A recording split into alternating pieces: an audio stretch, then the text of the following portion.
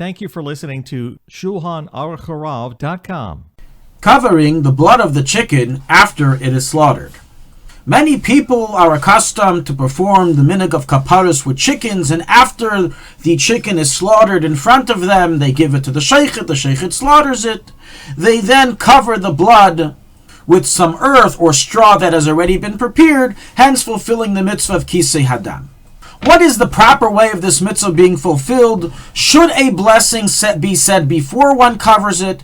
And who in truth does this mitzvah belong to? So let us begin with the general command of kisei hadam.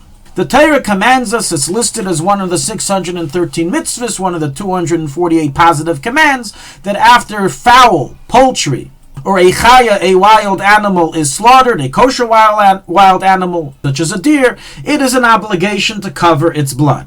Domestic animals, however, such as sheep and cows, do not contain a mitzvah of kisei hadam.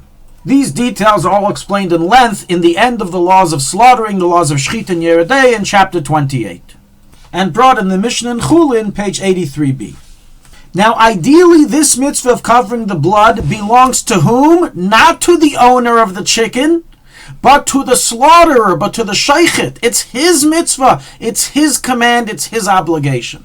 Many people aren't aware and think, since I own the chicken, I get to do the mitzvah. No, absolutely not. It is the shaychet's command and mitzvah. And in fact, if you go ahead and without permission cover the blood instead of him, you've stolen a mitzvah from him, and it becomes a din and choshen mishpat of what happens when you steal someone else's mitzvah. How much do you have to pay them?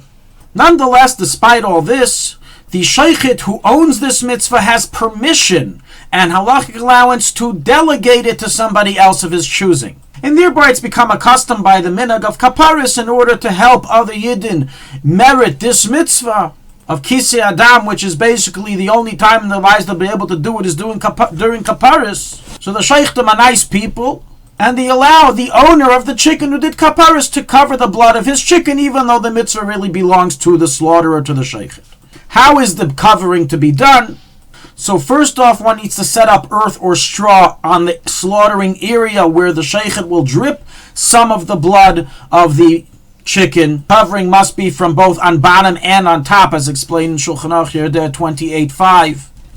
And after the shaychet has sprinkled some of the blood, he doesn't need to put all the blood, of course, but a little bit of the blood after the shechita onto the straw or earth, the person doing the mitzvah that's been delegated, it then says the brach of al kisei dam be'afar with a segol and not ba'afar with a kamatz. However, prior to one saying a blessing on covering the blood, there are two things that must be done by the shaychet in order for you to be able to say a bracha on the covering of the blood. What are those two things? Number one, he has to check the simanim of the chicken, which is a general practice that every shaychet does whenever he shechts a chicken, to make sure that the shechita was kosher. So that is definitely taken care of by Kaparos, as by any kosher shechita. And the second thing that has to be done is that the knife has to be checked beforehand. So writes the Mechaber in the Shulchan Aruch in chapter 28, halacha 19, based on the Torah. And so was the consensus of all the poskim. And the reason for these two requirements of checking the simanim and the knife is for a very simple reason. The mitzvah of covering the blood of a chicken, a fowl, is only applicable and required if the shechita was kosher. If you slaughtered a kosher chicken, when you slaughter a treif animal, or if the slaughtering was invalid, was treif, then a blessing isn't said because there's no mitzvah to cover the blood. Now, there's possibility that the knife contained a pagam, a small groove, or serration, which invalidates the shechita, and therefore you must check the knife beforehand. And this is what creates a big problem today by all the shechitas that are done by Kaparos. Normally, by a regular shechita, by a shlachthouse, a slaughterhouse, every hashgacha has their own policies, but the knives are periodically checked every 100 birds, every 150 birds, every 5 minutes, etc. They stop to check the knives. No one checks it after every chicken, and halachically you don't have to. You're taking a risk, but you're allowed to take that risk. To require the knife to be checked after every chicken would obviously be very time-consuming and would throw that cost upon the consumer, and therefore it's not done.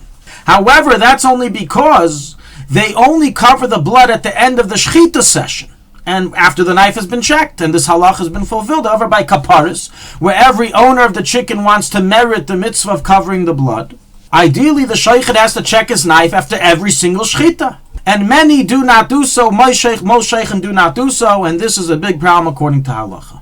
In such a case, one has two options. Either to ask the sheikhet, can you please check the knife before I say the bracha of covering the blood? And if the sheikhet says, no, I'm not doing it, it's too much time, or whatever reason he gives, then either cover it without a blessing, or don't cover it at all and tell him, so okay, you do the mitzvah. But to say a bracha and cover the blood before he checks his knife is against the halach and Shulchan Aruch and is not to be done. Now some have suggested that maybe the halach and Shulchan Aruch is only in a case where it's not such a big deal, but here that he would have to check his knife between every person, then maybe the Shulchan Aruch would agree that you don't have to check it right away, you can just check it in the end. This is an incorrect notion, as there is no halachic requirement for the person who owns the chicken to cover the blood. It belongs to the sheikhet. So the sheikhet here is doing a favor to the owner, delegating him the mitzvah, and now creating a make-believe case of need that we need to forego the checking of the knife in order to merit every single person. Practically, these arguments do not seem to hold any merit, and therefore everyone who is God-fearing should do as we said. Either you ask from the sheikhet to check his knife before you cover the blood, or you cover it without a blessing, or you tell the sheikhet, I'm leaving you to do your mitzvah. Another important factor that one should keep in mind when saying the brachas for covering the blood, that if you overheard someone else's bracha, the person in front of you, you should have in mind to not be yotze with anybody's bracha in order so you can say your own bracha. As according to the Alter Rebbe and the Shulchan Aruch, overhearing someone's blessing can count as if you yourself said the blessing, and you won't be able to say it again. Another option is to simply talk in between, make a hefsek, and then you can say your own bracha. But once again, all this is assuming that the sheikhet has checked his knife. The blessing of Gmach Sima Tova to all of our listeners, and may all the Kaparos serve as a true kapara for all the Jewish people.